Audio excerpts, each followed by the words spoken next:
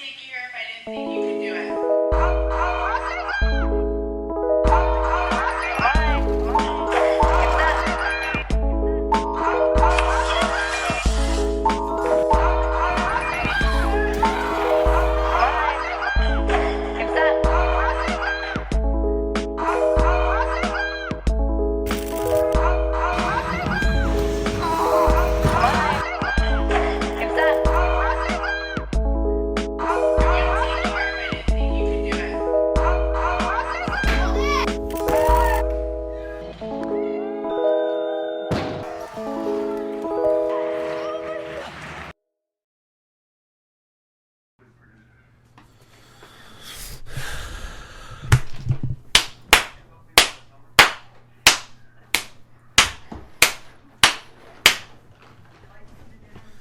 Like that, that's me syncing it up.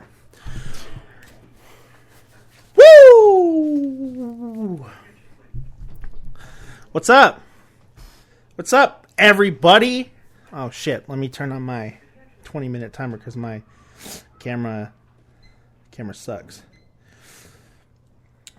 If anyone knows how to fix that, let me know. Yeah, look, I know that you're probably mad at me. I know that, okay? I'm mad at myself.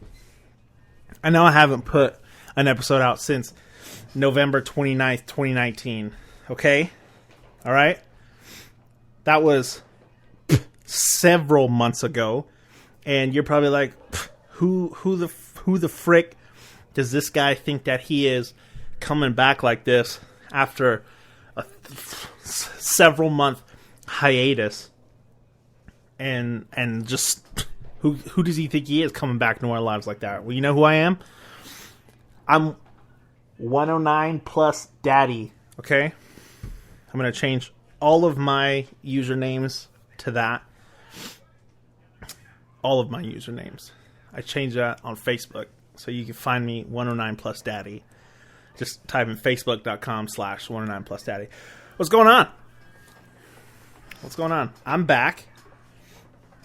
Because, you know what I've been doing since the cheese touch virus.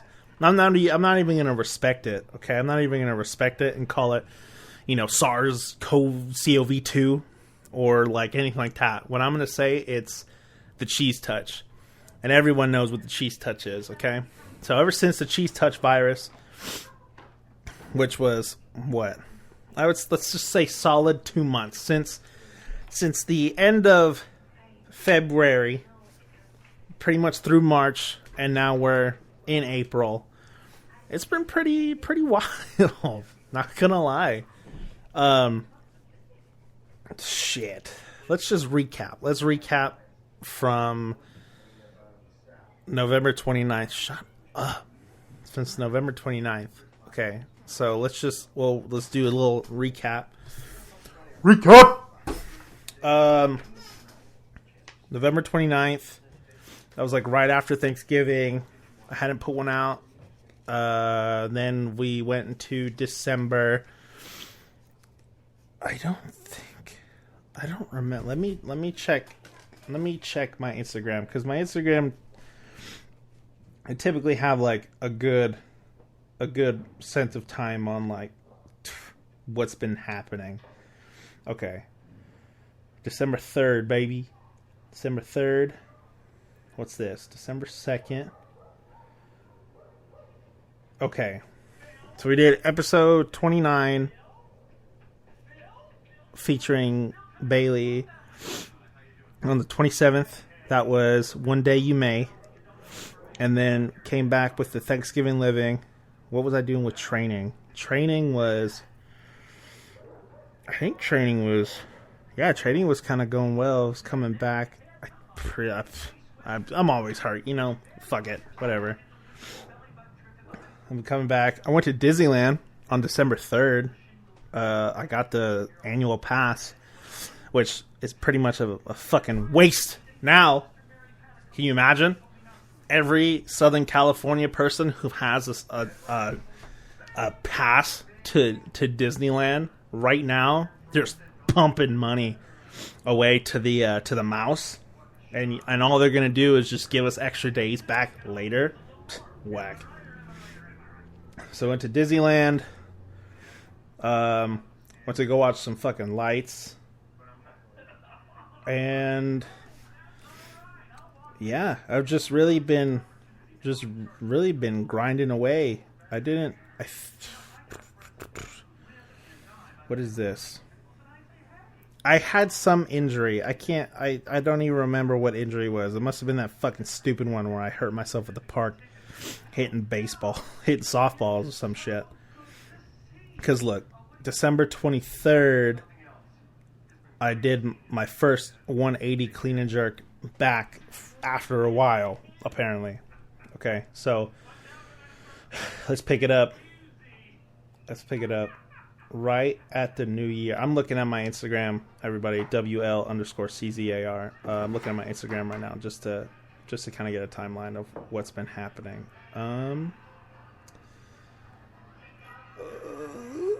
Okay, so January 6th, I hit a 140 snatch. First time since September. So, obviously something was going on. I don't even remember. And then I hit a 145 snatch on January 7th. So, like, the next day? What? Okay, but this was all going up to prep to U25. To the U25 National Championships. Oh, that was cool. Midway through, or like the first week of January, did this really cool little thing where Bailey and I went to Disneyland. Fucking chump. Went to Disneyland, and then we stopped by one of our favorite gyms to pop by. That's Rep Max Performance up like literally down the street from it. Hit a PR front squat, 273 kilograms, which is 600 pounds on a front squat, bro. That same day, I hit a 180 snatch balance PR too. And then, like, right after, we went back to Disneyland. That was pretty fun. I was hyped up the second time. Just, like, walking around, just big man walking, just, like, you can't see me. If you want to, you can see it on YouTube. But I was just, like, just walking around. Because I was just big and buff. Sometimes I catch myself thinking, like, man, I'm like the strongest person here. That day at Disneyland, there was like a 99% chance that I was like the strongest person there. And you could take that to the bank. January 9th. Any powerlifters, any strongman, anybody else that was there at the same day, hit me up. Let's start like a Disneyland squad where we go and just be strong. Also, the prep up to that. I remember the prep up to U25 was pretty gas, pretty fire, because I had hit, I think, 190 kilos on clean and jerk twice, 2 separate times throughout that cycle. I'd never done that before. I'd maybe clean and jerk maybe 100, and up to that point it was like 187, 188 was my best. Oh, no. I hit 190 at rep max, and that was like my max. And I would only ever made that lift one time. And then the cycle afterwards, I hit it twice. I hit 190 twice. So that was pretty interesting, coming back and getting stronger after an injury. It's, just the shit that happens. But I hit 190 2 different times in one cycle, which was really cool. And then Bailey turned 23. She turned 23. That was February. So now we're in February, guys. And then, where is it at? Then we went out to U25, and that was February 6th to, I believe, the 11th? The 10th, like 6th to the 11th? Or we were out there from like the 6th to the 11th. What day did I post this? Oh, the 12th.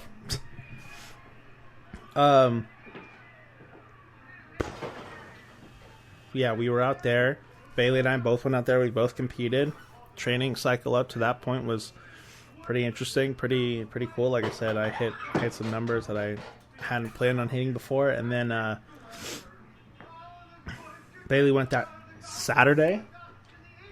And then I went the following, the next day, that Sunday. It was really cool. We had a lot of family come out to watch us. It was, the crazy thing about this was around the same time where they had like their first or second confirmed case of the cheese touch out in like that Alameda Pleasanton area. So we were flying into the war zone. That's what was going on.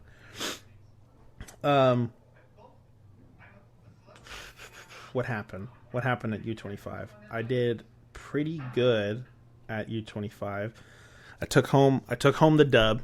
I had to take home the dub. I really had to bust out with it because I had kind of biffed myself on snatches. I hit like 138 and then missed 143 both times. And then came right back with clean and jerk, and I opened up, I think it was like 186 or like 188, something like that. And then that put me ahead by a little bit, but my big buddy Lawrence O'Hara, he's a SoCal weightlifter, another 109 plus king, 109 plus kings. He came back. I think he had like a PR clean at 190 just to put himself ahead of everyone else and give me some pressure. He had a PR clean and missed a jerk. And that was pretty shitty. I was kind of rooting for him just to show out and bust out because we're about the same age. But he's a really strong cat. But I hit 186 or 188, one of those two, and then I went to 191, cleaned it, clean 191, PR clean. So that was cool, like all time PR clean, and then I jerked it and made it, and that put me ahead. So that put me ahead with like a 138, 190, so like 328 total, which is by far one of like the most average totals I've ever had at a competition. But it was just enough to kind of squeak out a gold medal in clean and jerk, no medal in snatch. Good, I can't snatch that and expect a medal, and then gold in total. So I came home with those two. So that was pretty cool. Yeah, we had family come out. Bailey's family and some of my family come out to watch us there. So that was really fun. It was cool. We stayed at the AC hotel that was right down the like a little. It was definitely walking distance from like the Target and the and a shopping center. So Bailey and I were walking back and forth a lot. And I know what you're thinking. What are you talking about? Big fat boy like you is going to be walking. Yeah, I did. And then we took a bunch of Ubers all over the place. So that was U25s. And then, after U25, it was just kind of getting back on that training cycle and that training grind, because coming back, we were prepping for Nationals 2020 out in Lombard, Illinois. And then shit started getting like pretty wild. I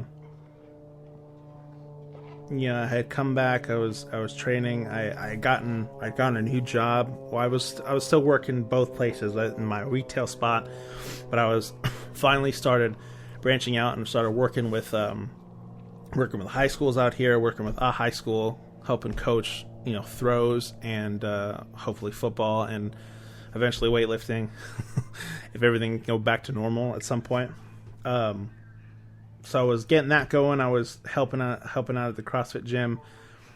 Everything there was a lot of moving pieces to everything, but I was still finding time to train. I remember, I just remember, oh man, I forgot about Mamba. Yeah, I just saw a post right here, just me with a quote from Kobe Bryant. Dedication sees dreams come true. Pfft, man, that happened. That was wild. Rip Kobe.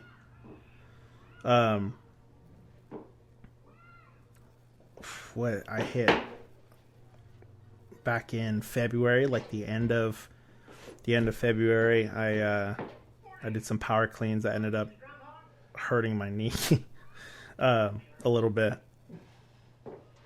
I was like, yeah, what did I do? I hurt my knee. I hurt my quad. I like pulled something in my quad, but took some time off, came back, and then I hit back in March. So right at the start of the Cheese Touch pandemic, right around there, I hit a 300 kilo back squat double, which is a PR for me. I'd always been trying to do it and didn't, nothing was ever coming out of it. I always fucked up the second one, but what was that? That was like the last. Oh, okay. So March 8th, did my 300 back squat double. March 11th, did a snatch complex and actually 130. I did hit 130 on that.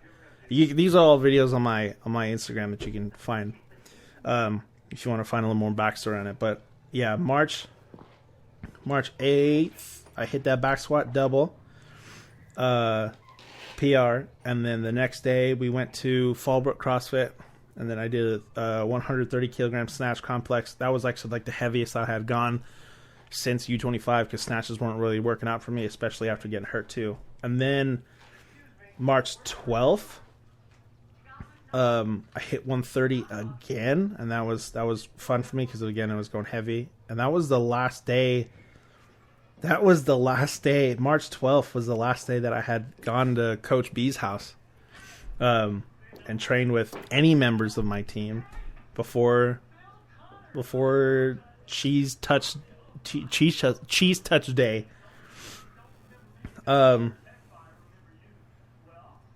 So yeah, that was basically a recap of the months leading up to from basically November. I've literally done nothing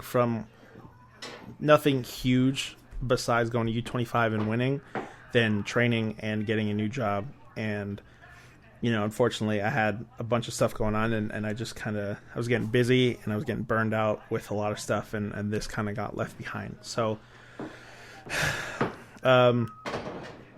better opportunity than now, right? I made a video today of my online competition. I'm going to talk about that, but I made it on my personal YouTube, so I made a new YouTube channel. Check that out. I'll put a link in the episode description, and you can see if you can try to find me. It's Cesar Flores. Wait, if you go on my Instagram, it's in the link. I'm not big enough and not important enough in weightlifting and YouTube for people to oh look, there he is.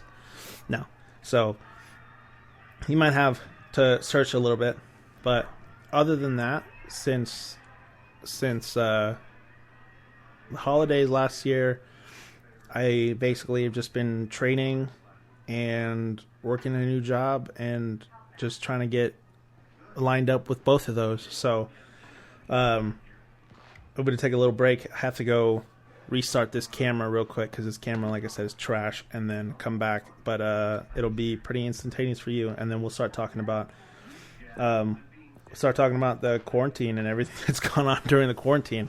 But I'll be back in a second. Okay. Told you it was going to be wild. Okay. So,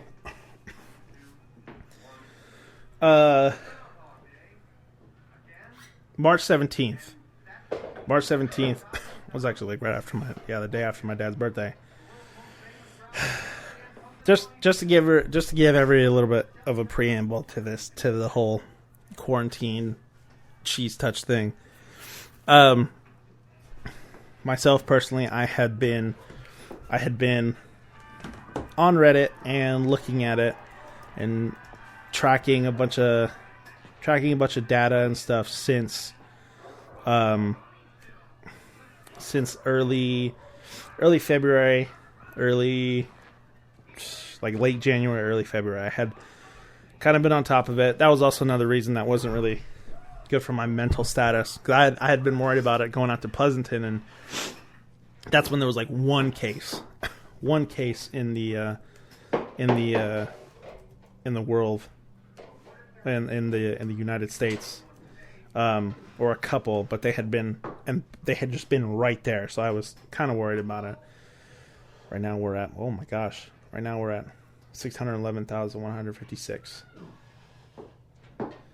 Oh man. I forgot to do this again. 20 minutes. Okay.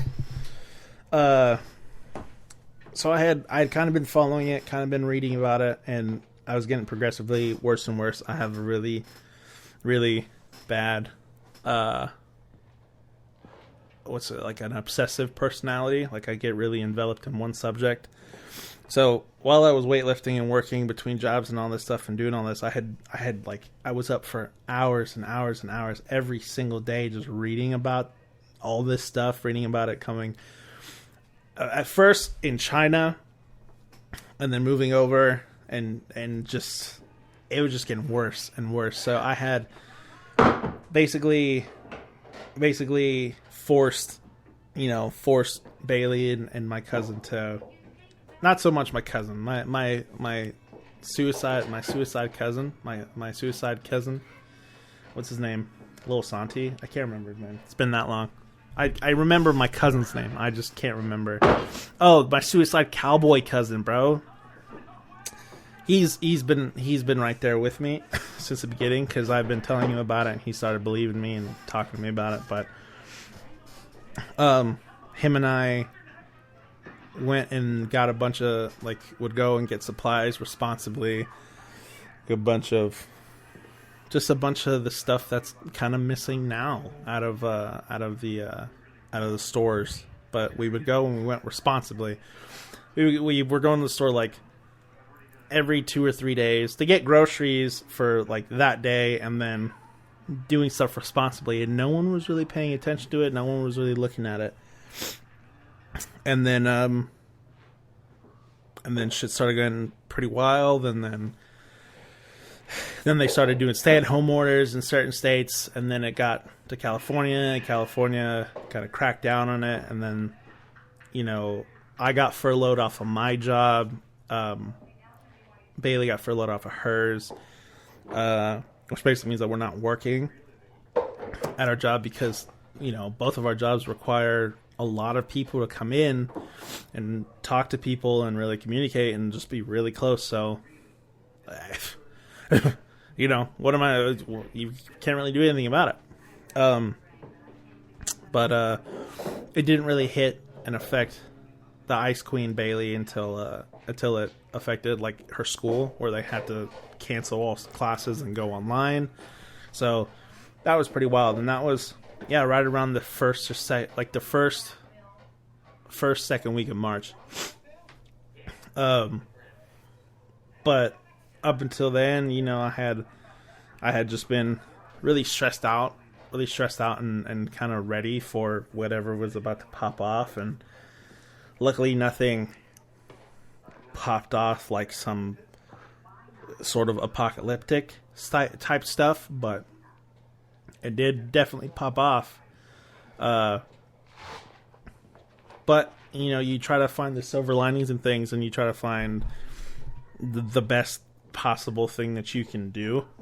And for me, I keep joking about it. I keep saying it's the same joke that I tell everybody, where everyone asks me if I'm okay or how am I doing mentally, and it's like, look, my whole life I've always wanted to be a professional athlete where I can stay home and just train and just eat and just focus 100% on my athletic craft, and it's just, I never wanted it to happen like this. This is not what I wanted to happen. This is never what I could have imagined. Always the cause of me doing a good enough job to where I can finally just stay home. But I never expected or wanted anything like this happen. So, finding the silver lining in things, you gotta do the best you can with what you have. And, luckily for me, I'm very blessed to have this. Thanks to Bailey and thanks to, PR lifting and thanks to people out there who have helped us. We have our setup at home. Like, we have our 2 platform setup, our bar, our weights, enough weights for both her and I to go at the same time. And that's something that we've had for the better part of, 2.5 years or 2 years, something like that. And truth be told, I always fucking hated training in my garage alone or training in my garage with Bailey, just because it wasn't like a big setting. It wasn't a real, you get hyped up when you're around your team and your squad. And then the last couple of times that I've been hurt, I've done nothing but just train at home. So there was some bad energy there, and like the weights felt heavier, everything felt super heavy. But going into this quarantine, I knew that I had to kind of shift my mind and my perspective on it, because if I didn't, I would have completely gotten my ass handed to me. But luckily, like I said, luckily we have it, and I've done the best that I possibly could with what I have, and thankfully that's a setup that works for me and works for Bailey, and there hasn't really been any sort of deviation in my training, and I'm lucky to have that. So I'll kind of go like day by day what happened. But my whole training thing, like the way that this whole quarantine has gone for me, it has really pertained to how my training has been going. So one of the first things that I had done on this training day, and I label it, it's day 1 of self-quarantining. We weren't sick or anything. I think this was like right before California issued the stay-at-home order, because people kept asking me questions like, why are you staying at home? And I'm like, no, there's no reason for me to go. There's no reason for anybody else to leave anywhere.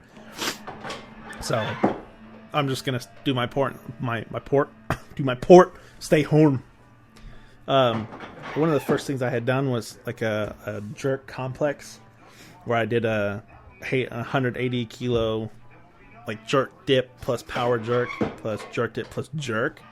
I had never power jerked anything over 170, so that was pretty nifty. That was pretty wild. I'm just gonna do the highlights. Like the really cool highlights. We did, that was day 1 of self-quarantine. We did just snatch and clean and jerk going the next couple of days. Day 5 of self-quarantine, and one of the things that I had kind of joked about, kind of didn't, was that, if I'm gonna be here, if I'm gonna be at home and training and pushing myself, I'm gonna push myself not as hard as I can, but harder than I'd done before. Because I want to show myself and prove to myself, like, how hard can you go when there's nobody else there except you. So I did. This, and it's the weirdest, most backwards type thing, where part of me is like, so just to be, this is like the best training cycle and best everything that I've ever done. I never trained so well and so diligently and made such big gains in what I've done, that it's really honestly crazy. It's absolutely insane to me how well everything is done, and it kind of shed a light on, once again, like, when you focus entirely on one thing, being completely mindful of one thing and making sure that, because the only thing I have to do besides training is play Call of Duty Modern Warfare, the new one. And between those, and eat, maybe, sometimes, I forget. But between those two things, like, that's all I had to do, and that's all I really had to focus on. And now that this cycle, this part of the cycle is over, you know, I'm making a little bit more changes and putting more effort into things that I've neglected. So, like I said, this whole training cycle has been pretty insane. And and just to go, like, the quote that I had was like, I've made the decision that the only thing that will kill me are heavy lifts, not cheese touch. And that was a silly but also kind of real mentality where I was like, you know, I gotta push myself, I gotta get better. The only thing at this point that's gonna kill me is myself with these weights that I drop on myself, if that happens. So like day 5 of self-quarantine, I did a 190 kilo jerk double, and that was a PR. That one was crazy. And I actually remember that day where I attempted it maybe 2 or 3 times. I attempted like 2 or 3 times, and I missed it the first 2 times. Like, I like kept making the first jerk and kept missing the second one. And then I remember Bailey sitting there telling me, she's like, you're not going to make this. And I was like, fucking watch! Yeah.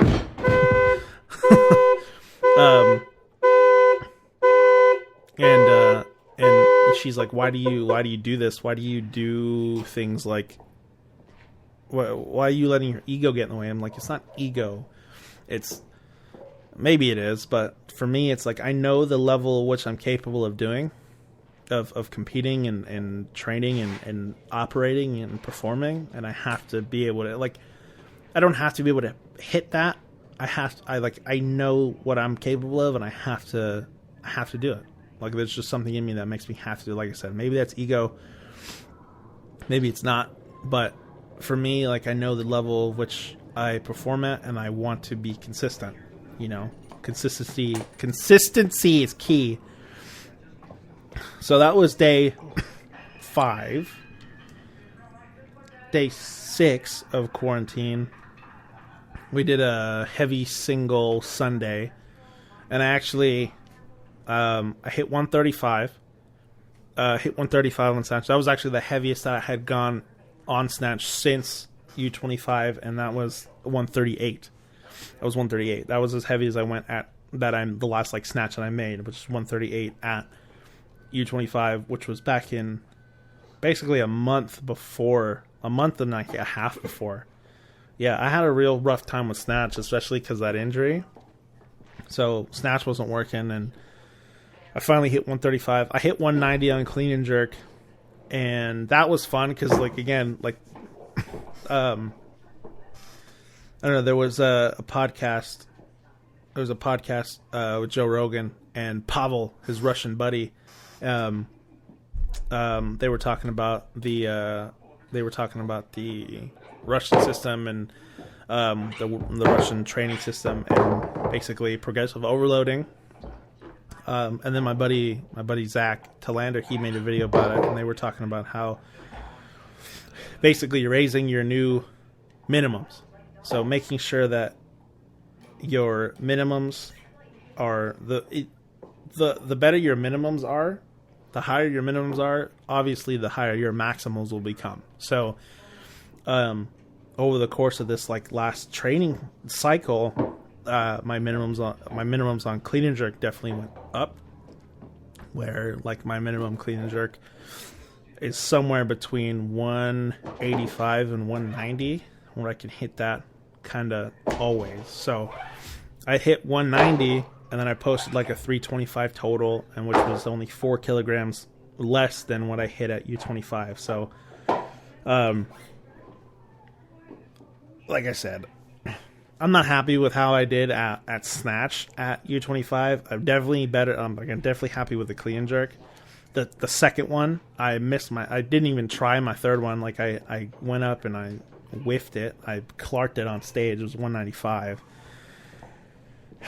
So what was that? That was day 6. day 7. Oh no, day 8.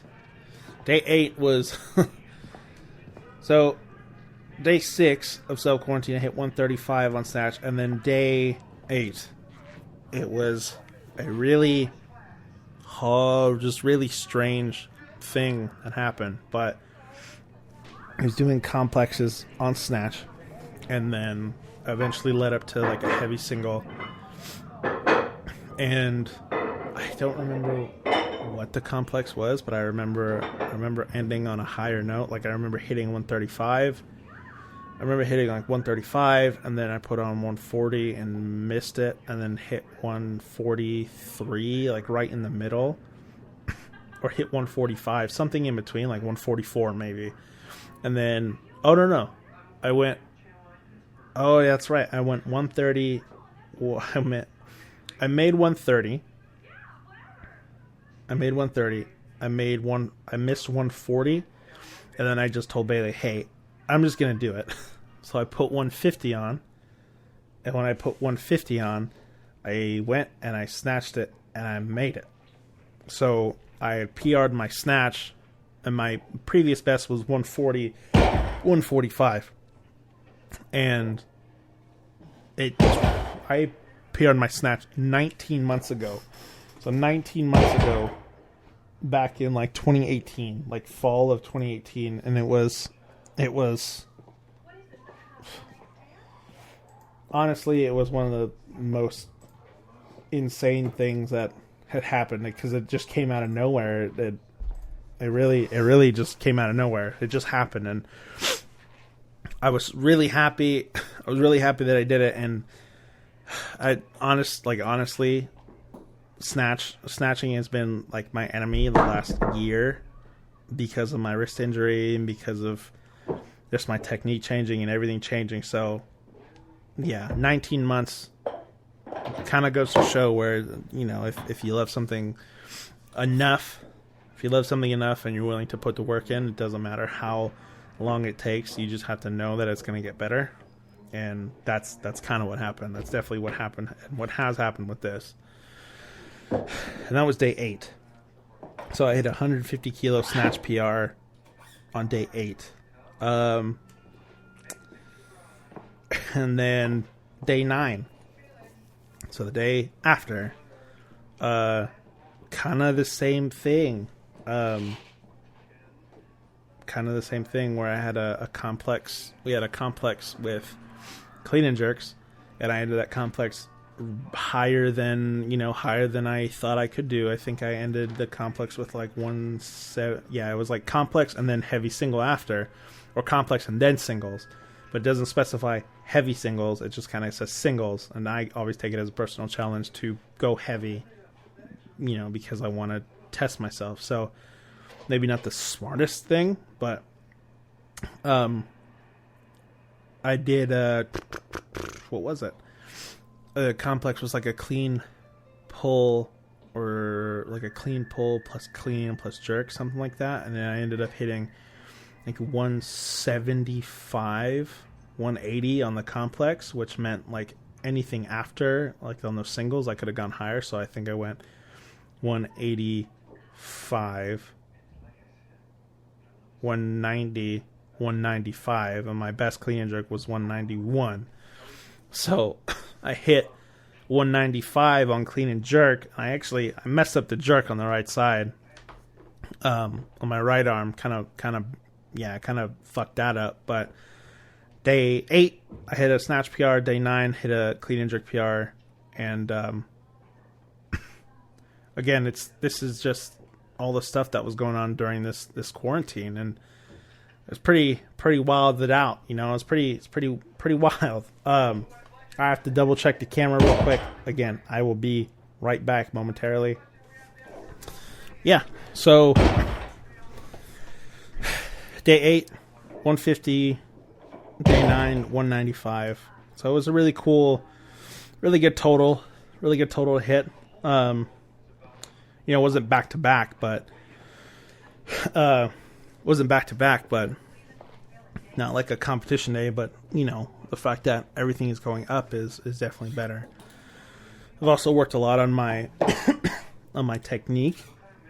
So that's definitely been helping out on my strength, on my in my back, and my lower back. So another thing that's been programmed a lot in this cycle was jerks. So definitely been doing a lot of jerks. So going out, like fast forwarding to like day 12. Day 12 was a pretty weird day. It was just like, you're just supposed to find a heavy single on your behind the neck jerk, and I hit 190 on behind the neck jerk, and then I didn't really like the way that my arms were positioning themselves. Like, it kept feeling like I was going way too shallow. Like my shoulders and my arms were lined up too much with my head, so I felt like it was just too far in front. So I worked on it oh, there's a timer. Set it again. I worked on it, worked on up to 190 on behind the neck, and then didn't like the arm positioning. I worked down on the on a front rack jerk. I worked down back up, and then I ended up hitting 200 on a front rack jerk. So 190, and then right back after, within the span of like the same hour, up to 200. So that was pretty crazy. That day kind of got swallowed up by just jerks, but I came back for a second session and finished everything else. Where was I going? What was that? That was day 12. It was day 12. And then on day 16,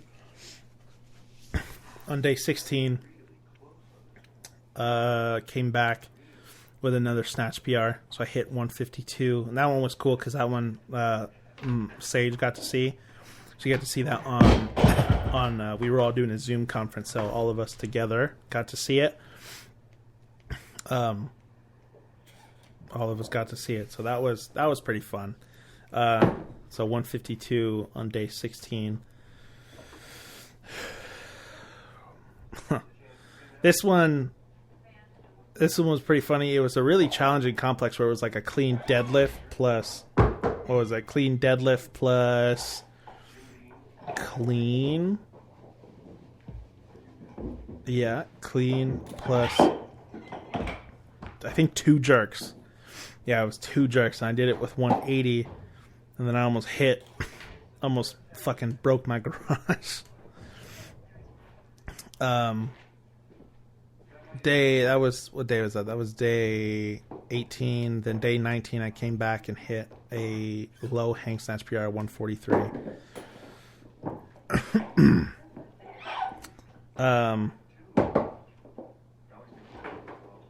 Day 20, there was another heavy single day. This was actually opener day, so I was wearing singlets and stuff.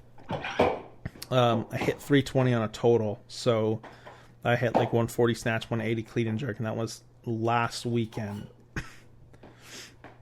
And then, honest to God, this whole last like week, just absolutely thrashed. Just absolutely, obviously, just tired because I've been pushing myself so hard. But the intention was to come back and do the American Open series, like online qualifier,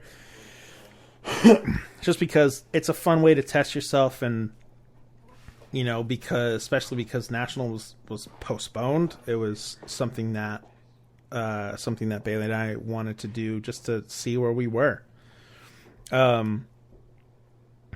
So yesterday on day 27 of the quarantine, I think the last real heavy day that I went was day 20. So a full week after this last Sunday yesterday was Monday. So Sunday, Easter Sunday, April 12th. Yeah, that was funny too. That was cool.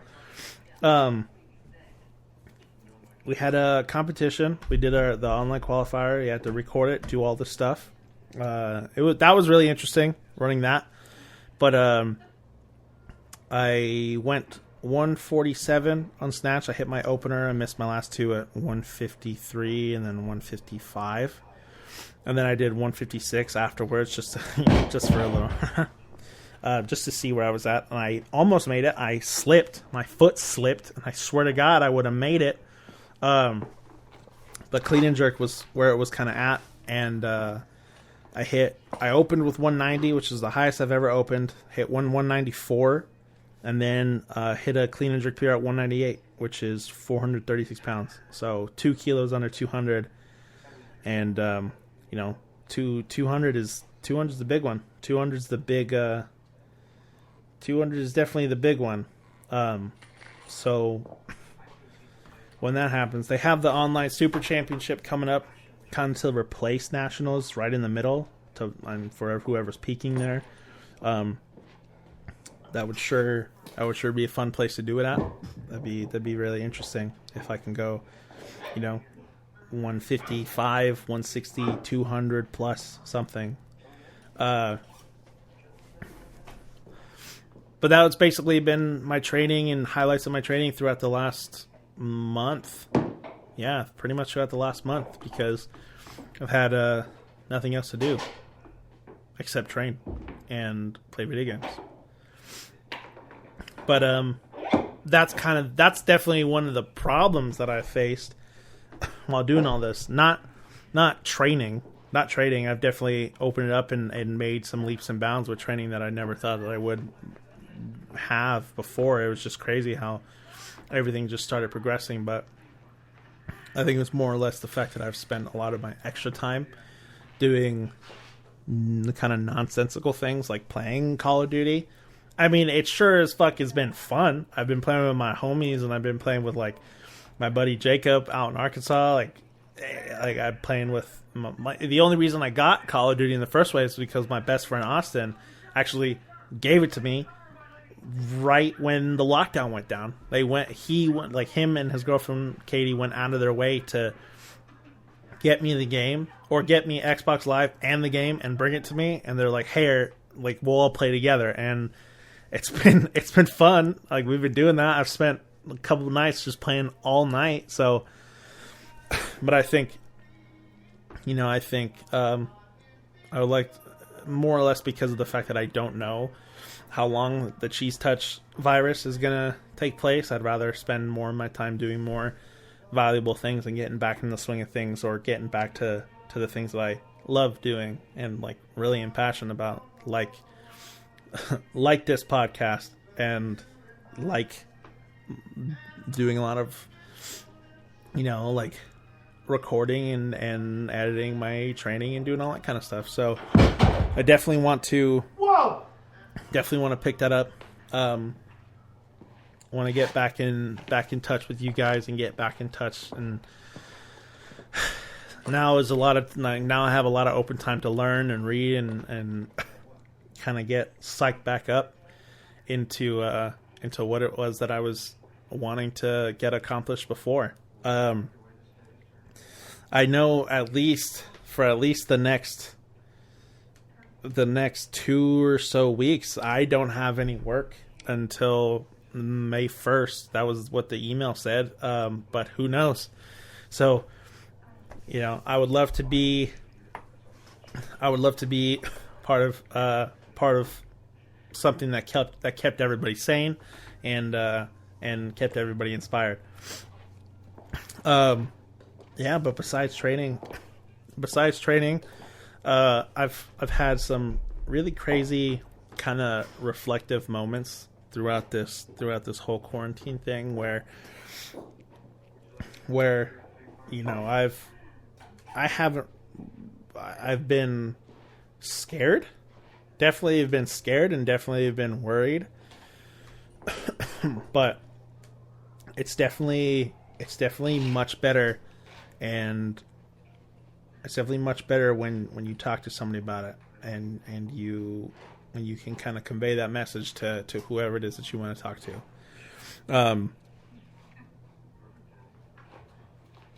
I've definitely gone through my phase of, is everything going to be okay, and is everything not?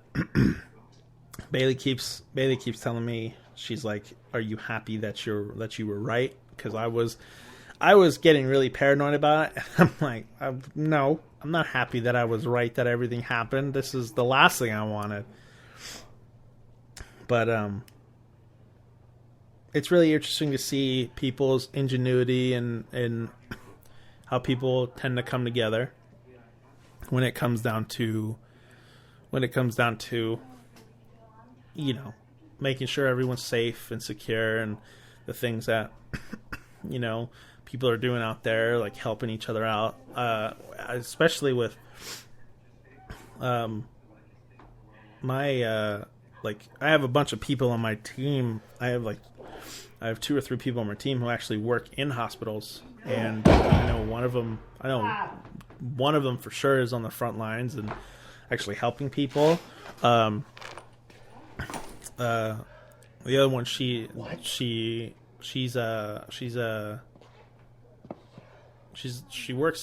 the ER, so I know that she's probably facing a lot of people coming in that are either sick or hurt anyway. And then my buddy Kyle, he's there too.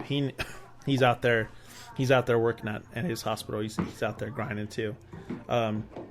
Personally, like my aunt, she actually got the virus. She got the cheese touch and gave it to her boyfriend because she works at a hospital as well. She's a nurse, and she got it. She contracted it, and they've been doing, they were doing their testing. She self-quarantined. She did all that stuff, and she finally is back at work. And I'm not getting into the backside of it or the politics side of it, but everyone's just got to be safe and respectful and vigilant, and just make sure that you're taking care of everyone else, because when everyone's taking care of themselves, it leaves very little for people who can't. There was definitely one thing that happened throughout this time that really, really affected me personally. That made me incredibly sad. It was right at the beginning of all the, toilet paper getting, and the fucking, everyone was just going out there and just snatching all the toilet paper and paper towels and shit. But there's a Target around my house that we would go to consistently. We still go to now. Now we have to wear masks. But I think it was right when the peak of everything. I think like the peak of everyone's fear was going, and it was kind of really hectic at the store, and it was just pretty wild. But on our way into the store, Bailey and I think we were going to get a couple random things too, like just things to keep the house in order, just a couple things of food, and like some I think it was like some candy or something. It was just stuff that, because of the fact that we had already been on the more prepared side, that we didn't have to sit and rush and go and do anything else, and go and like grab and hoard shit like a bunch of dicks. We were walking inside, and I had seen her, and I both saw them. They were really, really old, elderly couple. I think he had a cane, and she had a walking stick. They were like in their late 70s, maybe or even early 80s, because the way that they were moving was just not good. And earlier that day, we had gone grocery shopping for the week. Like, we had gone there, and they actually Winco does a good thing where they were actually rationing things out for people, only letting a certain amount of people come in the store. It was just all that kind of stuff. So it was all kind of set up, and that's what we had known. We knew that we were going to go into that.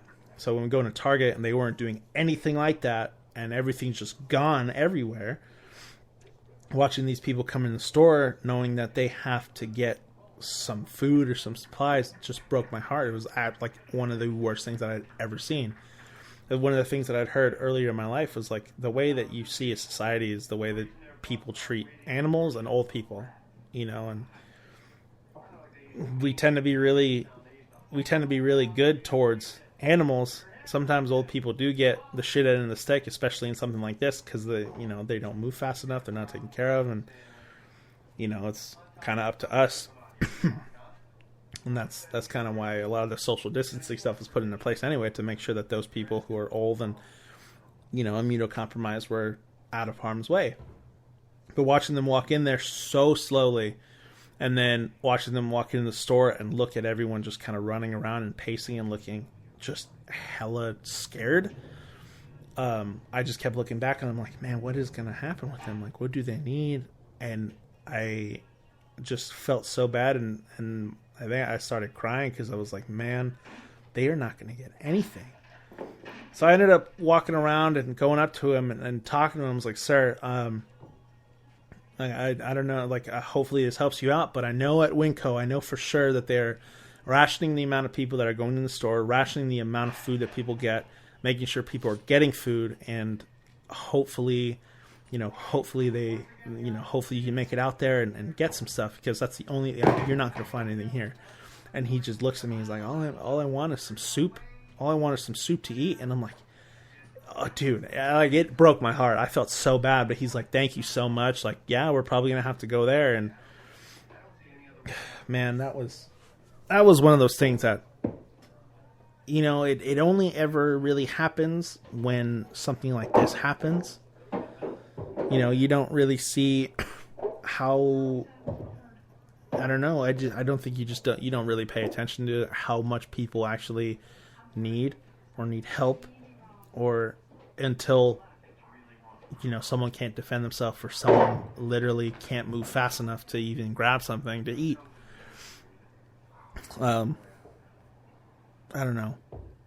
That was definitely something that kind of moved me, and I've been very cautious and careful, like going out when we go to the grocery store, to make sure that we're only getting enough for what we need at the moment, for the week, and then having to avoid to have to go back to the store at all, doing our part, staying home, not really doing anything overtly crazy. What is that? 3 minutes. 3 minutes until I check the camera again. Okay.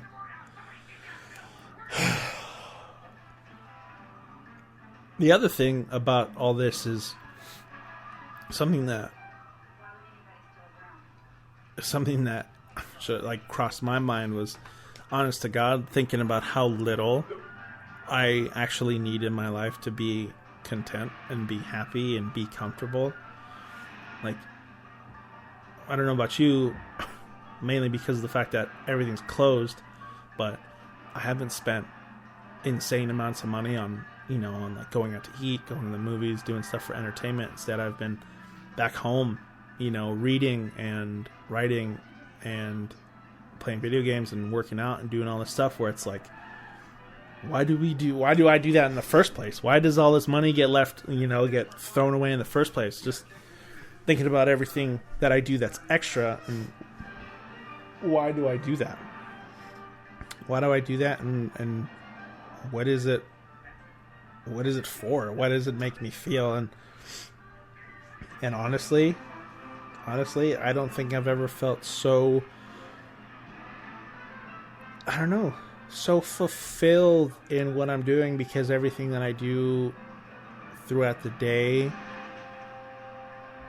I don't know, majority of what it is that I do is like the thing that I really love to do, which is weightlifting, but like the reading and spending time with, Bailey, or my cousin, because my cousin lives with us now, he moved with us last year. So he's been here, and spending quality time and talking and just working things out, because that's something that is fucking nuts.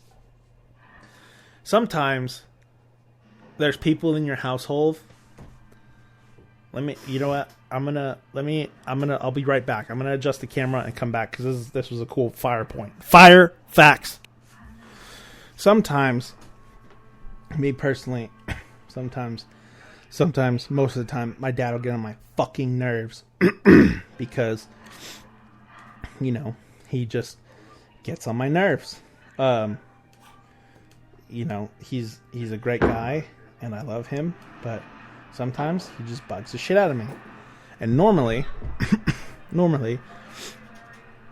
there's, normally to avoid it and to not have to deal with, his bad attitude or, him being pissed off at me or everything and just taking it out on me, usually I go and I train or I go to work and I do all that stuff. But in this situation, I can't leave anywhere. I can't go anywhere. So it's kind of forced me to have to either sit and talk to him and learn how to be more patient and learn how to argue better and get through to him in a different way, or just kind of pay attention to like, bro, what am I fucking arguing about? Why am I arguing? Like, there's no point in arguing. It's kind of dumb. There's no point in arguing with him. There's no point in arguing. It's just dumb. Like, there's so many things, and this is something that hit me right in the beginning, because there was a lot of people who were thinking more about superficial things, like, I don't know, just the way that everyone has kind of been behaving when it comes down to business and the stock market, the economy, and all this stuff. And it's like, look, I get how important all of that is. I get how everything works. I get how, we need that stuff. Oh shit, the camera turned off. Why did it turn off? All right. The camera ran out of space on the fucking memory card. Basically, what I was saying was how... Here, come back. Come back.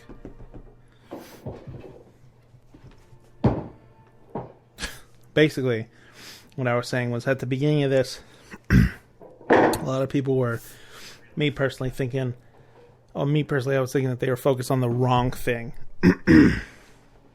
There's a lot more important things to focus on. Like I do understand how important business is. I understand how important the economy is and how the economy affects all that. Okay, but get out. This fucking guy. Get out.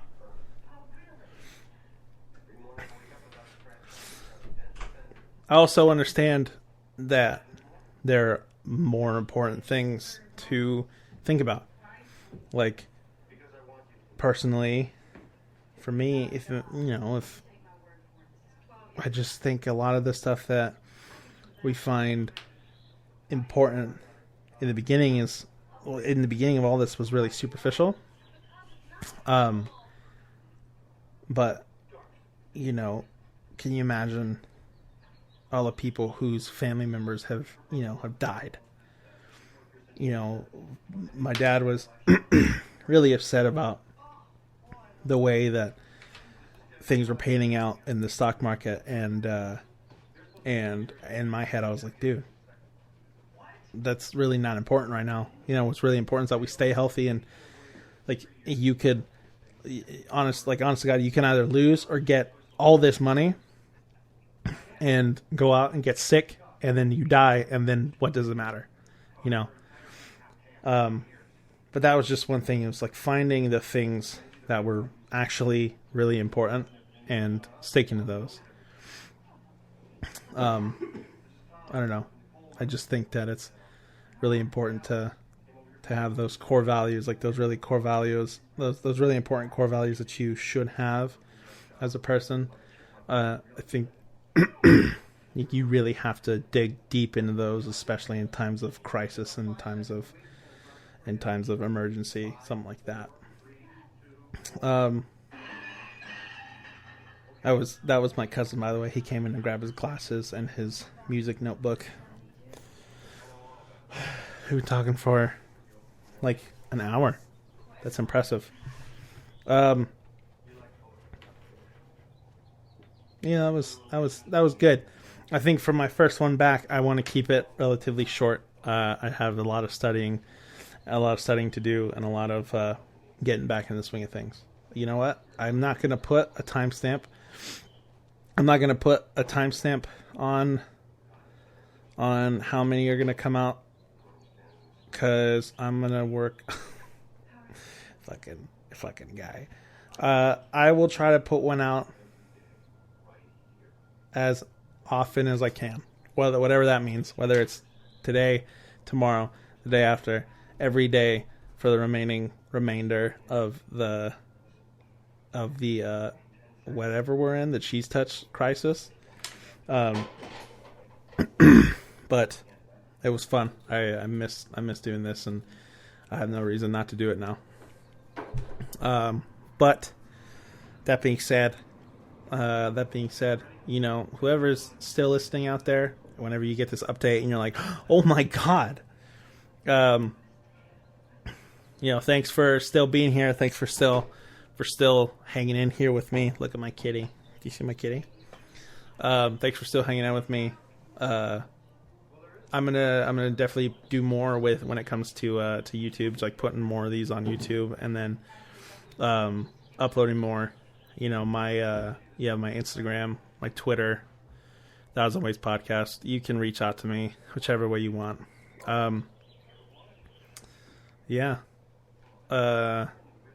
Things are moving, things are going ahead, and we'll definitely find a way to expand my services as it comes out to you, as I get them, and hopefully it can get out there a little bit more. My website is up too. Thousand Ways Podcast. Thanks for still being here, and thanks for still being here, and I appreciate every single one of you, and just try to make it big, and be easy. Remember, you're getting all this love from your 109 plus daddy. Hear that? That's my kitty's tummy. Oh, he likes that. Okay. All right, everybody. I'll talk to you later this week, and just be easy. All right. Bye-bye.